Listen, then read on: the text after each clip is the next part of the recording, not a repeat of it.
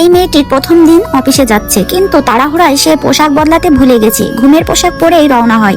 Lift খুলতে সে হতবাক। প্রেমিককে উপহার দেওয়া সেই টাই বসের গলায় ঝুলছে। সে আর দেরি না করে দৌড়ে গিয়ে টাইটা ফেরত নিতে চায়, কিন্তু অবাক ব্যাপার, বস একদম রাগ করলো না, বরং তাকে কোলে তুলে নিল।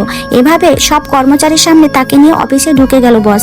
হালকা মজা করে বলল, তুমি মনে করো শুধু কিউট পোশাক পরেছো বলে আমি কিছুই করতে পারবো না? মেয়েটি বলল, এইটাই আমাকে ফেরত দিন। কোথা থেকে পেলেন? বস রাগ না করে উল্টো মেয়েটির গালে চুমু খেলো। আসলে 3 বছর আগে তারা ছিল প্রেমিক প্রেমিকা। তাদের সম্পর্ক একদিন বাবা মার চোখে ধরা পড়ে যায়। সেই ঘটনার পরই জোর করে তাদের আলাদা করে দেওয়া হয়। কিন্তু 3 বছর পর ছেলেটি ফিরে এসেছে। সে শুনেছে মেয়েটির এখন নতুন প্রেমিক আছে। এই খবর শুনে আর স্থির থাকতে পারেনি। মেয়েটির মন ফিরিয়ে আনতে সে শুধু লাখ টাকার উপহারই দেয়নি, বরং তাদের প্রথম প্রেমের স্মৃতিবাহু চিত্রকর্মটিও কিনে এনেছে।